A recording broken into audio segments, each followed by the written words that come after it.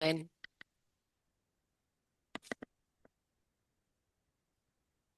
Thank you very much. Okay, so I think we'll get started in the interest of time. So I'd like to say good morning, good afternoon, or good evening, everybody, depending where in the world you are joining us from today. And welcome to this online information session where I'm hoping we can take a look in a little more detail at one of the agentic AI tools that actually ranked second in the global community consultation that we ran at the end of last year. So this is the data director. So just to let you know, it's very much a first pass at this particular tool. We haven't developed anything yet. We're thinking about possibly developing a blueprint for this agentic AI tool. And so we'd just like to present it to you today and to hear some of your thoughts and perspectives. So this is part of the RDA's Global Agentic AI initiative, which we actually ran in November last year. We've had a survey, online information sessions, and we also ran two last year as part of the RDA's virtual plenary. So we have this session, which is roughly around an hour. It might be a bit shorter today, and we also have a repeat later on this afternoon to cover all time zones. And with everything at the RDA, these events are open for anybody interested to attend. So for those who don't know me, hello, and my name is Connie Clare, and I'm the RDA's Global Community Development Manager. I'm also supported by my counterpart in Oceania and East Asia, Trish Raditich. So Trish will also put my contact details in the chat, and she's helping support the Zoom logistics today. So thank you very much, Trish, for your support and help. Just a bit of housekeeping before we begin. This session is being recorded and the presentation will be published on the RDA web platform, and I'll share it also via email in the coming weeks. Please do keep yourself muted just to minimize any background noise. If you're willing to show your face, you're more than welcome to do so. If you don't want to, you can also be kept off the recording. This is an RDA organised event, so we will be adhering to the RDA's code of conduct. So please can I remind you to listen openly and respect all of the perspectives shared today. After the presentation, which will be roughly around 25 minutes or so, we will have time for a Q&A or a discussion at the end. So you can ask any questions. If they're not too technical, I can answer them. But obviously, anything that you ask, I can always reach out afterwards and provide information as well. So we can have a discussion about whether the data director is a useful tool and what kind of features and functionalities it might include. If you have any questions or comments about the work that the RDA is doing on agentic AI, you can also reach out to our Secretary General, Hilary Hanaho. Again, Trish will put her contact details in the chat for you. So today's agenda, I'm going to give you some background on the RDA's community consultation on agentic AI in research, and I apologise if you've attended many of these information sessions. There will be some overlapping and repeated content. Then we'll look at what is a data director and some of the perspectives that were shared in the consultation from the community. We'll talk very briefly about what is an open technology agnostic blueprint. And two of the software engineers from Microsoft have also provided an AI generated video for you to watch, of course, making sure that it's technology agnostic and not specific to Microsoft. And then we'll have the Q&A, and then we'll end with closing remarks and next steps.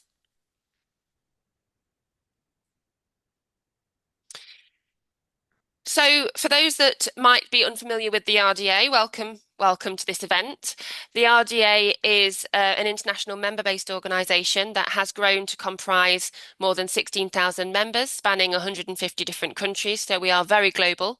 It was established in 2013.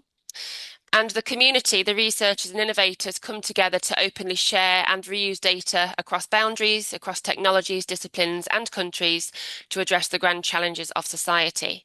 And our mission is that we want to build the social and technical bridges that enable open sharing and reuse of data. And at the heart of everything we do at the RDA are our 6 guiding principles of openness, consensus, inclusivity, harmonization. We are community driven and non-profit and technology neutral, which means that all of the work that is produced by the community is openly available for adoption and reuse by anyone, anywhere in the world.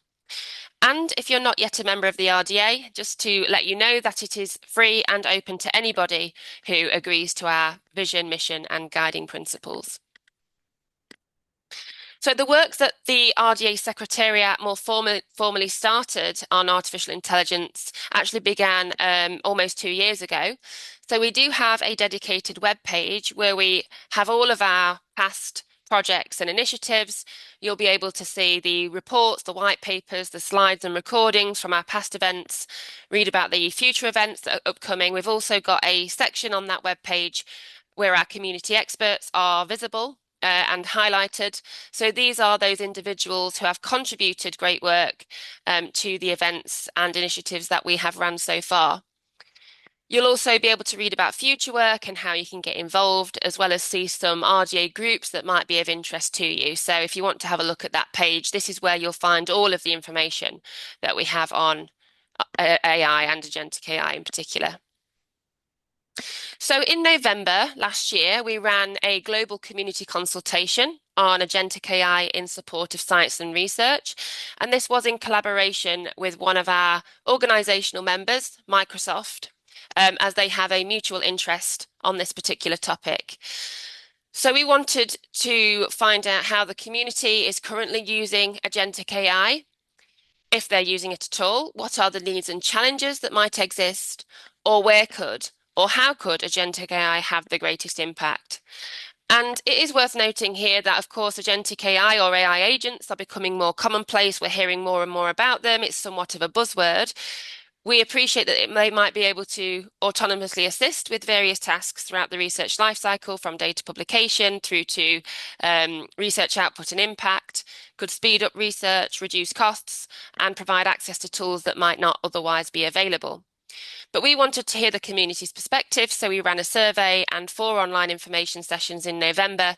These have been drafted in an open report, and now from next month onwards till June, we'd like to focus with the community on developing an open technology agnostic blueprint for one of the priority AI agents. So Trish will share a link to the report if you've not already seen it, but this will showcase the background, the context that I've already described, and 11 different proposed AI agents and the perspectives from the community or priorities for agentic AI in research. So what is agentic AI? And we actually ran 2 information sessions last week on this topic because there isn't one single standard definition for agentic AI. We appreciate that experts like yourselves in the room might have different perspectives, definitions, and perceptions of what agentic AI is.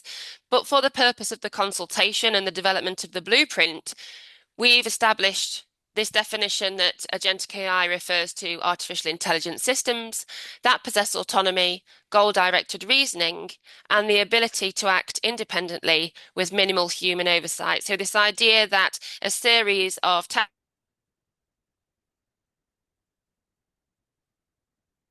this is in contrast to AI that typically responds directly to prompts, some of the chat GPTs and Claudes that we might be using today. So what did we do for the consultation? So we ran these information sessions to collect insights. We had a 15-minute anonymous survey throughout 1 month. We received 83 complete responses from 25 countries, and the largest group of respondents were researchers and scientists. The vast majority, around 90%, had used artificial intelligence or machine learning tools previously, and over half had not specifically used agentic AI systems or heard of AI agents. What we did for the survey was we proposed these 11 agentic AI tools. So these are concepts and not under development at the moment by RDA or Microsoft. But these were actually identified as possibly interesting AI agent ideas. And this was from a previous engagement that Microsoft undertook with 50 institutions around the UK. So what we did was we provided the titles of these particular tools and a brief description of their features and functionalities. And we asked respondents to let us know and score whether they were very useful to not useful at all, or whether they were unsure. And you can see on the right-hand side of the screen, we've got these 11 tools that are ranked. So this was using a weighted scoring system. And the top 3 priorities were the literature librarian, followed by the data director and the funding finder.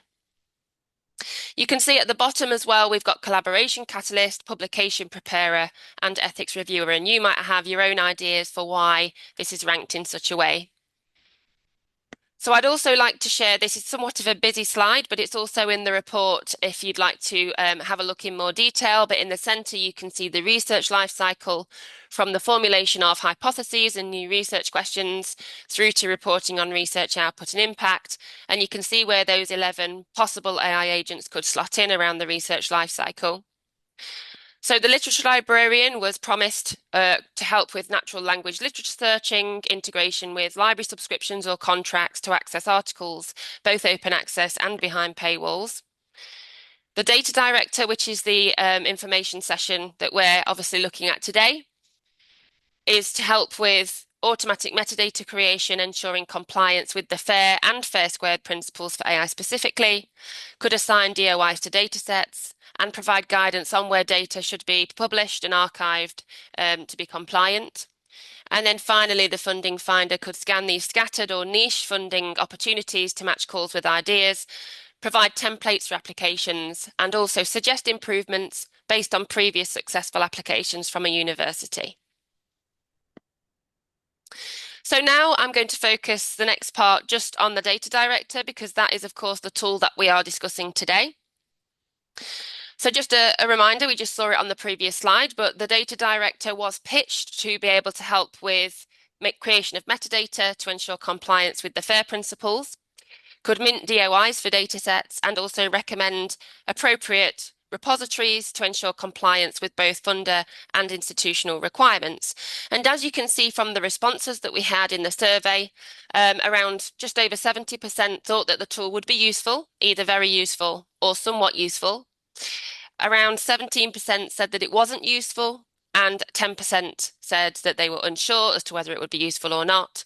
Could possibly be more towards the fact that they didn't have an understanding of agentic AI, or maybe just didn't realize or didn't know whether the tool was useful. So just gives you some background as to what respondents said about that.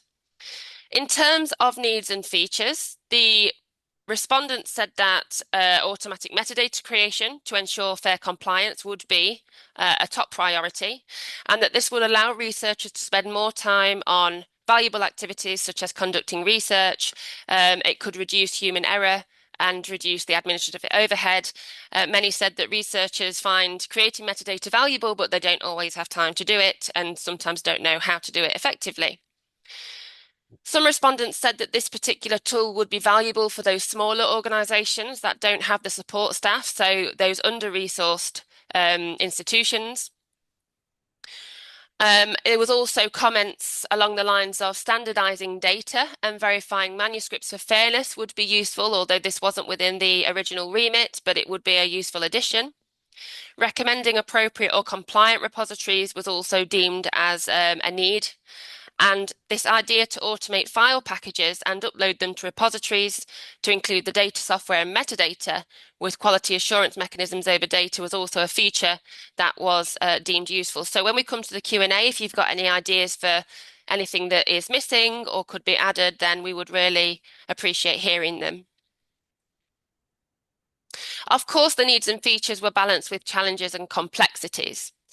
So some of these are along the lines of trust and accuracy. So the idea that AI generated metadata is not always accurate, and of course AI can hallucinate and it's not always right.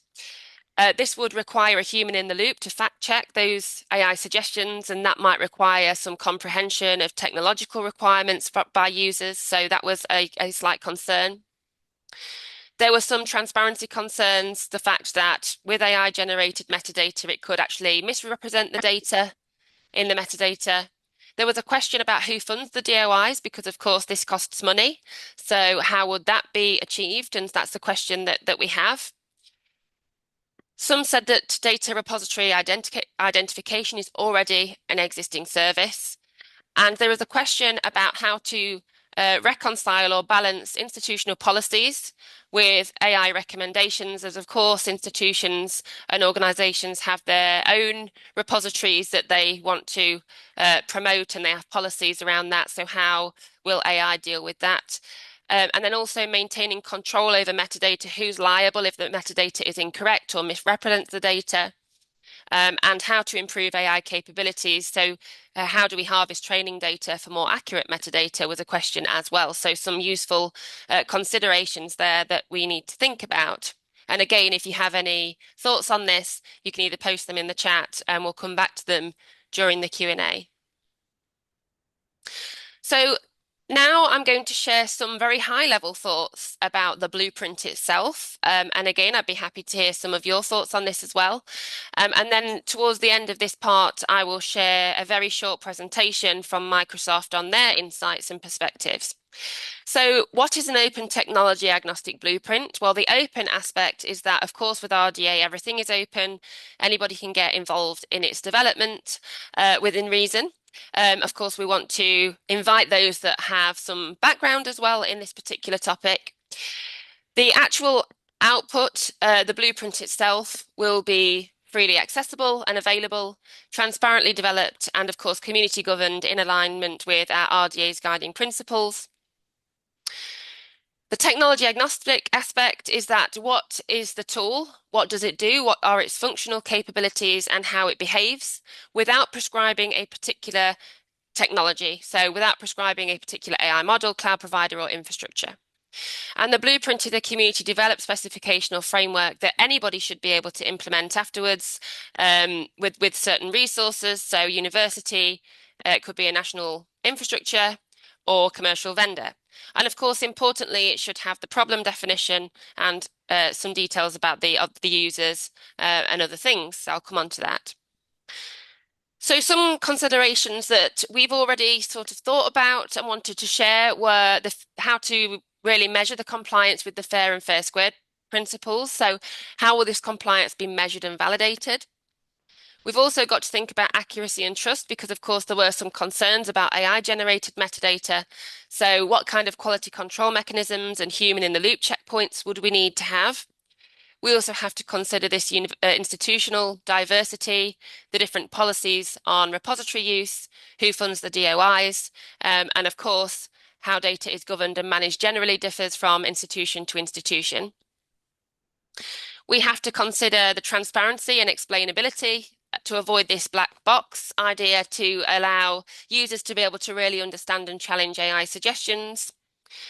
We need to think about the interoperability of the research infrastructure with things like the institutional repositories, the APIs, and university portals and things like that.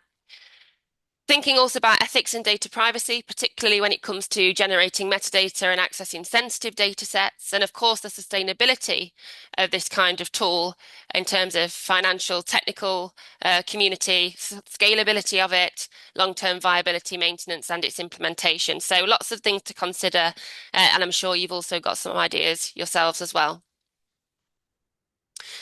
So some of the blueprint components, what does the blueprint need to contain? So it has to have a functional specification, definition of those main core capabilities, whether they be the automatic metadata creation, package generation, and various things, various different tasks that we would like the tool to achieve. Input and output standards. So what kind of formats or metadata schemas are we going to use? Whether it be DataCite or Dublin Core, we need to think about those schemas that are most commonly used across institutions and across different regions, of course. Evaluation criteria. So again, how do we check that compliance with the FAIR principles? It would include a technology map or a reference architecture showing the interaction and the data flow between the components. Possibly a governance model, including the maintenance, the updates, the scalability, and this obviously feeds into the sustainability of the tool. Implementation guidelines, so these would be practical notes for the adopters, bearing in mind that this might be those under-resourced or smaller institutions.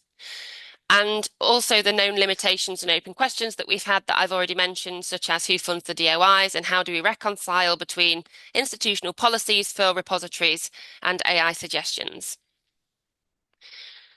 So I'm now going to play this short video, but I'd just like to say that for the next quarter, from April to June, we do have the support from Microsoft of two software engineers. So thank you to George Earle and to Benjamin Wright-Jones for their involvement. We'll be discussing the next steps with them, and of course, they will be collaborating with us in the community to develop this technology agnostic blueprint for an agent. And Benjamin has kindly provided this video, which I will admit the audio is quite quiet, so I'm going to ask you if you want to hear it, please could you turn your volume up on your own computer, and hopefully you'll be able to hear this. When building an architectural blueprint for a cloud solution, it is crucial to keep the business outcomes and end-user experience front and center. However, there are times when not all business outcomes are always known, and there are times when horizontal platform capabilities are required before proceeding to use case considerations.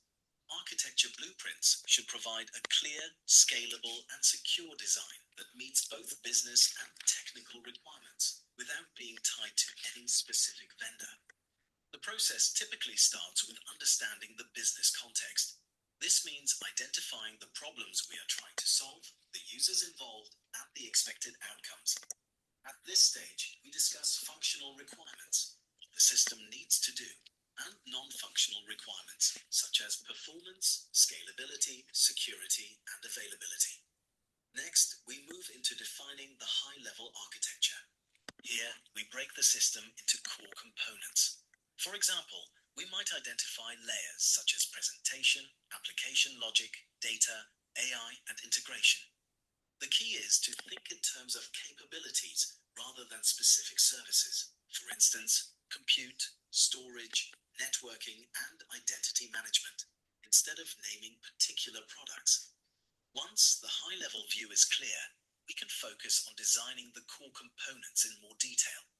This includes deciding how services communicate, whether through APIs, messaging, or event-driven patterns. We also define how data flows through the system, where it is stored, and how it is accessed. And it is important to understand geographic and regional policies can inform data usage, retention, and security. Security should be embedded into every layer of the architecture, not treated as an afterthought. The next step is designing for scalability and resilience. We ensure the system can handle varying levels of demand by using techniques such as elastic scalability, horizontal scaling, load balancing, and fault isolation. We also plan for failure, designing components so that if one part fails, the system can continue to operate or recover quickly across geographic boundaries if needed. We then consider operational aspects such as site engineering, reliability, and observability. A good cloud architecture includes visibility into system health and performance, enabling teams to detect and resolve issues quickly. Automation is also key here, using infrastructure as code and automated deployment pipelines to ensure consistency and repeatability. Another important step is cost and efficiency planning. Even in a vendor-agnostic design, we think about how resources are consumed and how to optimize usage. This might include designing for elasticity, choosing appropriate storage tiers, or minimizing unnecessary data transfer. Finally, we bring everything together into a visual blueprint and documentation. This typically includes different viewpoints, data flow diagrams, and written explanations of design decisions. The blueprint should be clear enough that different stakeholders, from engineers to business leaders, can understand how the system works and why it was designed that way. Building a cloud architecture blueprint is an iterative and interactive process. It starts with understanding requirements, moves through structured design and validation, and results in a flexible, secure, and scalable solution that can be implemented across different cloud providers. The key is to focus on principles and patterns rather than specific technologies, ensuring the architecture remains durable and adaptable. Okay, so thank you for your